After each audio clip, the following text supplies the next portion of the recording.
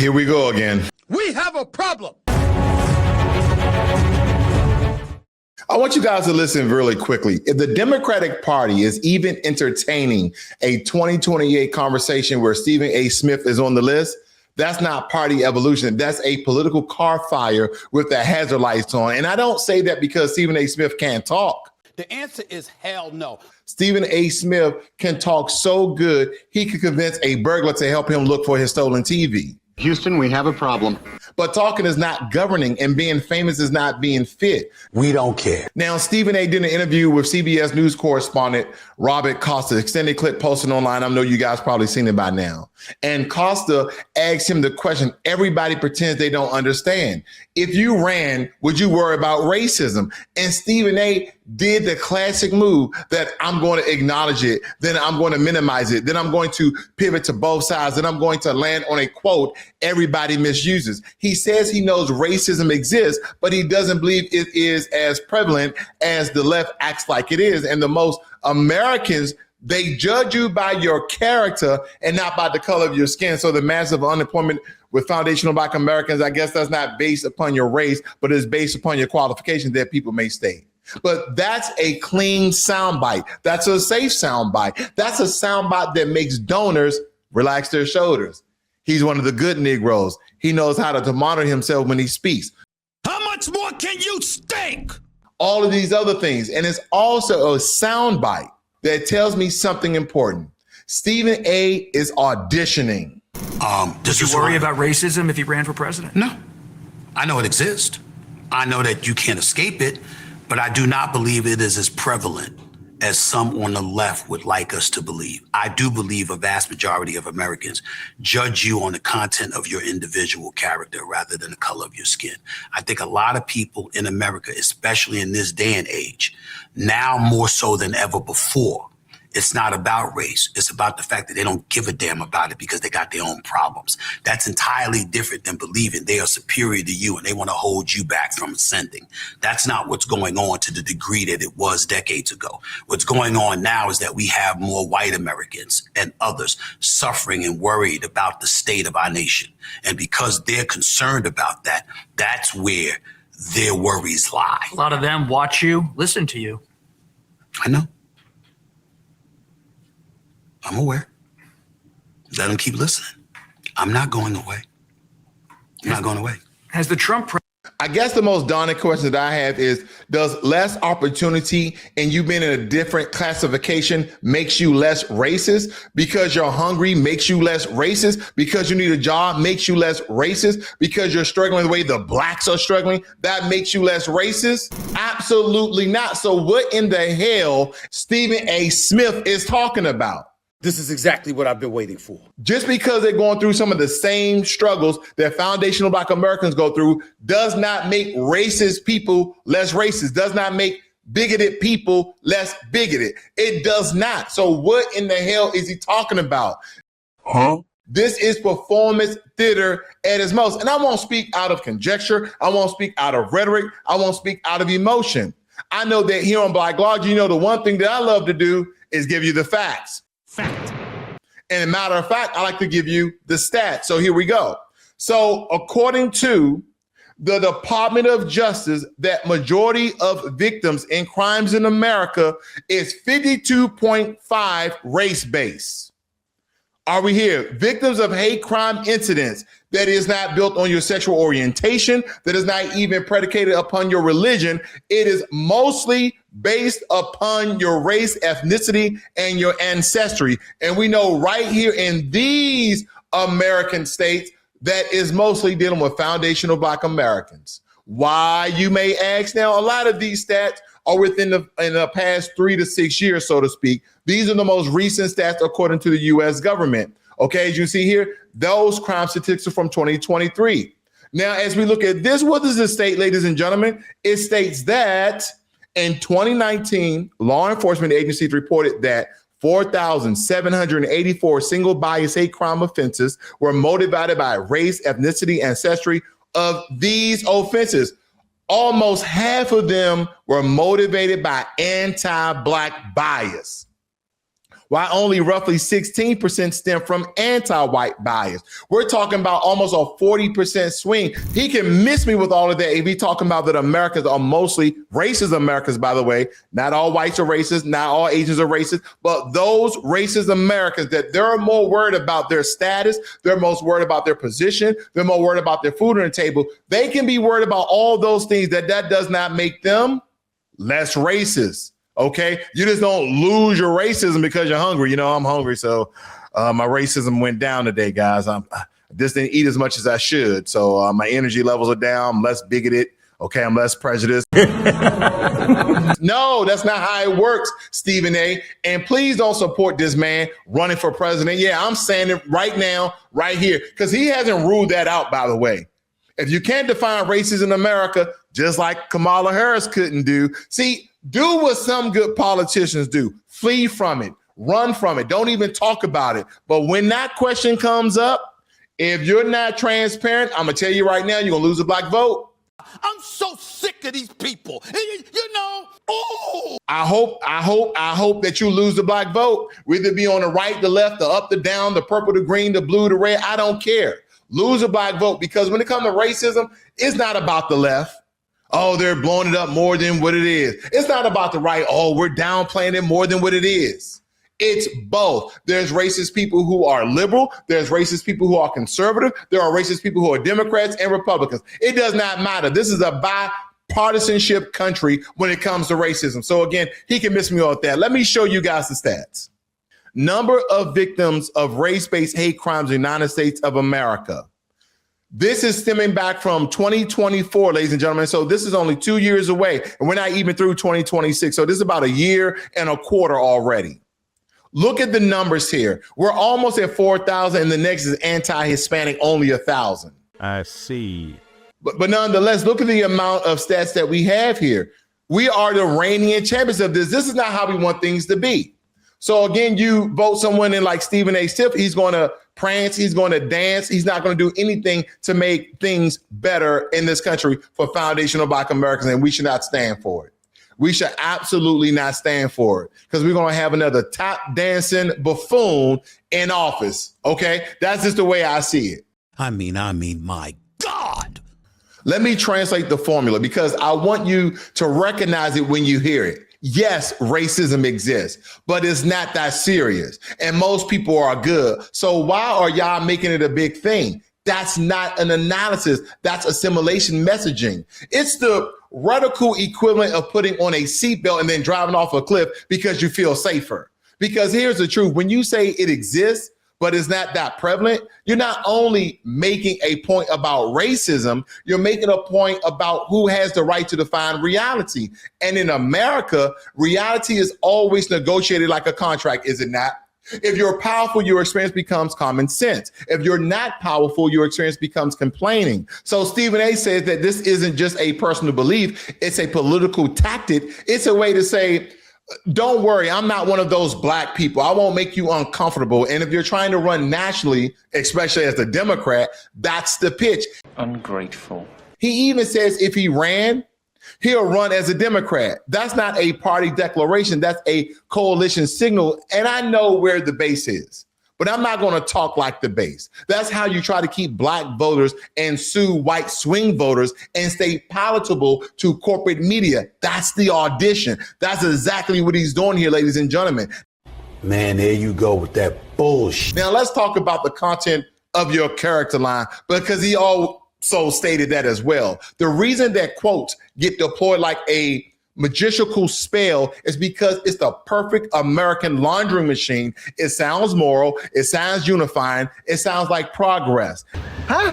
What? And it allows people to skip the part where America has historically decided that your skin color defines your character. And that is the trick. Because if America truly judged by character, then the story of this country will read like, some people did some bad things, but the real story is the system assigned groups as a moral ranking and enforced it through law, policy, violence, and economics. You didn't even have to do the whole History Channel binge to see it. Just understand this. In the United States of America, race wasn't just prejudice. Race was infrastructure. It was baked into who can belong, who can own, who can vote, where you can live, what schools your kids can go to, how policing treats your neighborhood, how banks price your risk, how employers interpret your resume, how juries interpret your tone, and how the media frames your humanity. So when someone says most people judge by character, I always ask, like, okay, Stephen A., whose definition of character are you referring to? Because character is not neutral. Character is one of the cleanest disguises for bias in human history. And by the way, Stephen A., Tether, parents from the Caribbean, I digress. But the game goes similar to something like this, ladies and gentlemen. Your poverty becomes your character. Your trauma becomes your character. Your survival behavior becomes your character. Your neighborhood becomes your character. And the punchline here is they're called it character while never acknowledging the policies that shape the environment that's producing the outcomes that they're actually judging. That's not justice. That's a rigged grading rubric, is it not? So he can miss me with all of this poppycock in which he's stating. Because here's what Stephen A. is missing, or avoiding, by the way, because it messes up that we're past it narrative. We're not past racism in America. Racial inequality doesn't require every American to be racist. It only requires a few institutions that behave predictably, a few gatekeepers who control access, and a society that pretends outcomes are random. Are you sure? That's why prevalence is a trap question, because even if you had fewer openly racist people, maybe you do, maybe you don't, you still have zoning decisions, school funding structures, policing strategies, prosecutorial discretion, sentencing patterns, appraisal gaps, hiring networks, nepotism pipelines, legacy emissions, contracting system, and media narratives, and the list goes on and on and on. And they don't have to scream slurs to create the same old outcomes. They don't have to call you the N words in the street to gain a public reaction in the society and economics that we're deprivated from. Power doesn't have to hate you to harm you. It just has to prioritize itself over you. And in America, that's a national pastime when it comes to a sponsor. So when Stephen A. says racism isn't as big as the left portrays, what he's really doing is shifting discussion from system to feelings, because if racism is only real when somebody is foaming at the mouth, then most racism gets a free pass. And that's exactly how the modern version survives, not with white sheets, with spreadsheets. If you're trying to run for president, something like Stephen Smith, you can't look America in the face and say your system still runs on racial hierarchy, because people don't want truth. They want comfort, and comfort is political currency. So candidates do this dance, acknowledge racism exists, immediately reassures everyone it's not that bad, then pivot to kitchen table issues, then blame extremes on both sides, then promise unity. Meanwhile, unity becomes code for stop asking me to be specific about who's getting screwed. That's the theater. And the joke is Stephen A. is a sports commentator. He understands performance better than anybody else. So when he performs this, where a passive tone is not accidental, it's brand management, because his real constituency isn't voters yet. It's networks and sponsors and platforms and the broadest possible audience that keeps the machine printing money. So he's been very careful here, but careful doesn't mean correct. Careful just means strategic ambiguity. That's what that means. And strategic ambiguity is how you end up with politicians who can talk for 45 minutes and say nothing measurable. That's why I said the party will be cooked. Because if your bench is so empty, you're begging a TV personality to save you, that means you've been substituting celebrity for substance for a very long time, and they have been doing this for Black people for a very long time. Put somebody famous, put somebody who is revered, put somebody that they believe Black people admire, put them in front of Black people, and we're going to run to the polls and vote for them. You can't tell the difference anymore, can you not? That's just an interesting fact. If I'm Costa, the ones who's interviewing Stephen A. Smith, the question isn't, would you worry about racism? The question would be, what policies would you use to stop racialized outcomes without relying on racial rhetoric? Because that's the actual test. You can say character over color all day. Cool, we good with it. So the answer is this. What do you do about wealth gaps that persist across generations? What do you do about school funding tied to property taxes? What do you do about housing and appraisal disparities? What do you do about discriminatory lending patterns? What do you do about criminal justice discretions? What do you do about federal contracting access? What do you do about healthcare outcomes? Because if your answer is, well, we'll just unite harder, then you're not running a country. You're hosting a motivational seminar, and the presidency is not a TED Talk. So Stephen A. saying people don't give a damn about race, as reported in the coverage of this interview, no less, isn't just minimizing racism, it's revealing what he thinks elections are. A contest where you win by avoiding discomfort. But avoiding discomfort isn't exactly how problems become permanent. Here's my opinion. And I'm not going to put any perfume, cologne on it to make it smell or sound better than what it is. Stephen A. is a smart, charismatic, quick, and culturally fluent person. He can smell hypocrisy from across the street, or as he will state, he alludes to the fact. But this moment shows the danger of celebrity politics. When you build your influence in a system that rewards palatability, you start confusing palatability with the truth. And if your presidential lane requires you to tell Black folks, relax, it's not that deep, while telling everybody else, don't worry, I'm not going to bring up that messy stuff, then you're not transcending the system. You're translating it. And translation doesn't equal transformation. So no, I don't need Stephen A. as a candidate. I need a candidate who can name the problem precisely, explain the incentives behind it, propose measurable fixes, fund those fixes, and survive the backlash when the system tries to kill the reform. Not the backlash, but the blacklash. That's leadership. Everything else is content. And me and we don't confuse content with power. Because if you really want to hear what he had to say, then I'll just let it play. About the state of our nation. And because they're concerned about that, that's where their worries lie. A lot of them watch you, listen to you. I know. I'm aware. Let them keep listening. I'm not going away. I'm not going away.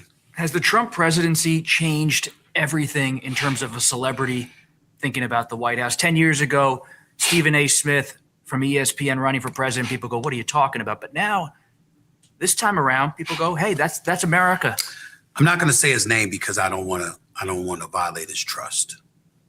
But I had a governor say this to me, who's actually encouraged me to run. And what he said to me was, the work is tough, but not as tough as you think. The real work comes from the states.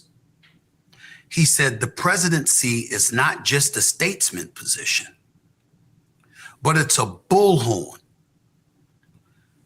to utilize on behalf of American citizens everywhere to make sure that the politicians below the Oval Office do what they're supposed to do in the best interest of the country, if not be called out for it.